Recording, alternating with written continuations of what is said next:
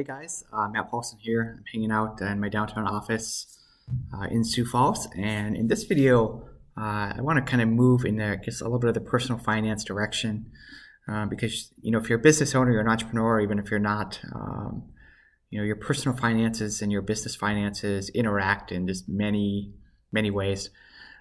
So I want to talk about kind of the personal financial metrics you should track in your life. I have 1, 2, 3, 4, 5 of them that I think everybody that's a business owner, or really anybody should track, just because it'll kind of give you an idea of what you're spending your money on, and then what kind of direction your overall personal financial situation is moving. So I've got 5 metrics, and I'm going to tell you that I think you should track them, and then how often you should track them. So if you're not currently tracking them, maybe put a spreadsheet together and start tracking them on a weekly or a monthly or an annual basis. So the first metric is your net worth, and the reason you should track your net worth is because you just got to keep score. You have to know if you're moving in the right direction financially. If your net worth is going up, obviously you're getting more money in than you're spending every month. So that's a good thing. So when you're calculating your net worth, it's basically a combination of any money you have in the bank, your investments, your house, any just liquid assets you can have, maybe a nice watch, maybe some jewelry, rental property, anything that's something that you own that you could sell within a couple of months for money. Include that in your net worth, and then obviously subtract like a mortgage or any other debt that you have. So your net worth is just everything you own minus everything that you owe. And you keep track of that just so you know that you're moving in the right direction or the wrong direction. And if you're moving in the wrong direction, you can make some course corrections to move in the right direction. Some people say to track this annually. I track this monthly. Maybe you can track it quarterly. It really just depends on how much you want to nerd out on this stuff. At minimum, I think you should do it at least once a year, but I do it monthly. So you just kind of do it how often you want to, but you should do it at least once a year. The second thing I think you should track is your average monthly living expenses. So how much are you spending every month? What are you spending it on? I think most people don't have an income problem. It's just they have no idea what they're spending their cash on. So they end up spending a lot of money that they didn't really, you don't even know you're spending. You might have subscriptions that are just hanging out there from a year or two ago that you never use. Maybe you're subscribed to a magazine you don't read, or you signed up for Hulu but you never watched Hulu. Stuff like that can really eat away at your income. So I like a tool called Trim. It's asktrim.com, but it will show you your monthly living expenses as well as what your biggest purchases are, and then like the vendors that you spend the most money with. In our family, it happens to be Coach, because my wife likes to spend a lot of money at Coach. And then it'll show you all of the recurring subscriptions you have set up, and it will even cancel them for you. It's a free tool, pretty neat, so go ahead and check that out if you want to. It's asktrim.com. The third metric I'd like you guys to track is just your income. What are you making? If you have a job, this is really easy. You can pull your payroll slip, and then you know that, and maybe you don't even need to track it. But if you have a business or any kind of side income, it's really good to track your income, because then you'll just have with certainty how much money you're making every month. But also include, other than your job income, your business income. If you have any interest income from a bank account, or if you have investment income from investments like a rental home or a dividend-paying stock, include those as well. And then any side hustles, say you drive for Lyft or Uber, include that income as well, because you want to really have a good understanding of all of the money that's coming in every month, all of the money that's going out, and then you can really know how much progress you are making towards your financial goals every month. I like the idea of tracking income and expenses monthly, and then you can see the difference and track those trends over time.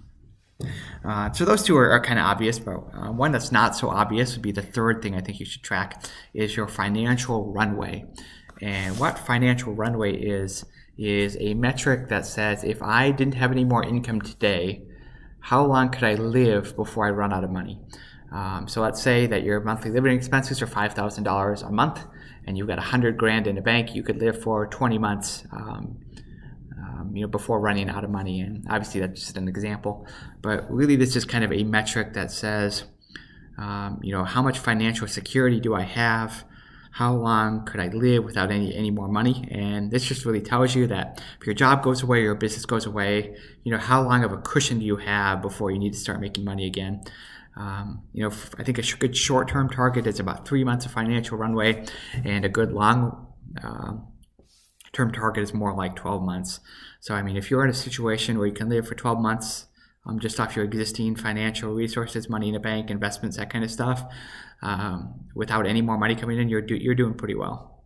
Kind of the fourth of 5 financial metrics I think you should track is your asset allocation.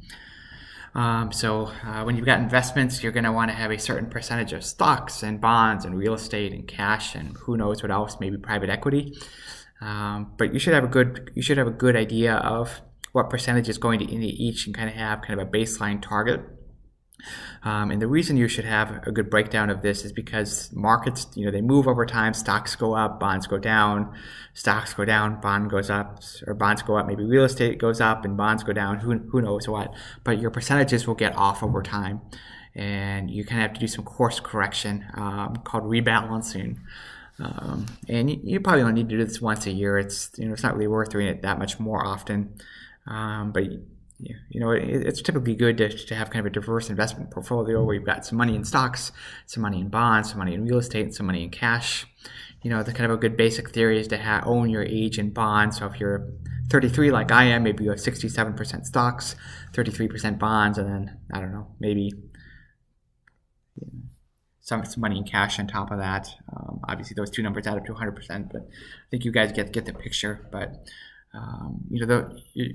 those prices change every day, so kind of once a year, maybe around Christmas, end of the year, or beginning of the next year, sell whatever you're overweight in and buy whatever you're underweight in. That way you can kind of maintain your diversification and your percentages that you have over time. The last metric that I think you guys should track is charitable giving. I think giving should be part of everybody's financial plan, even if you have a middle-class income. The reality is that you are doing better than 90% of the world's population. So you make, say, 50 grand a year, you think you're not doing especially well. The reality is, you're doing really well if you're making 50 grand a year by global standards.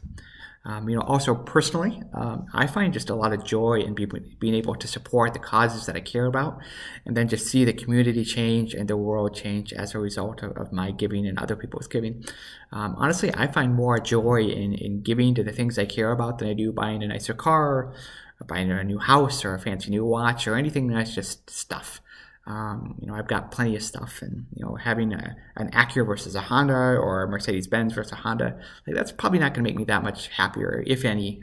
But being able to give to an organization that I support, like the home, I don't know. There's several that I don't know that I support. I probably don't want to name any of them, but just watching the good that they do really makes I just get more joy out of that than buying another thing for myself.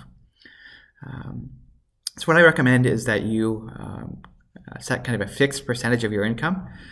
So say maybe give 5% of your income, 10% of your income, 15% of your income, and say that's kind of what I want to give to charity. So no matter how much, if I make 50 grand or 100 grand or 500 grand this year or 20 grand, I don't know what you're going to make. 10% of that is going to go to giving. The reason I recommend you do that is because as your income goes up over time, your percentage of giving actually goes down. That's the most common situation. So if you're in a place where you're making more money and then more money, your giving tends not to go up kind of in lockstep with that.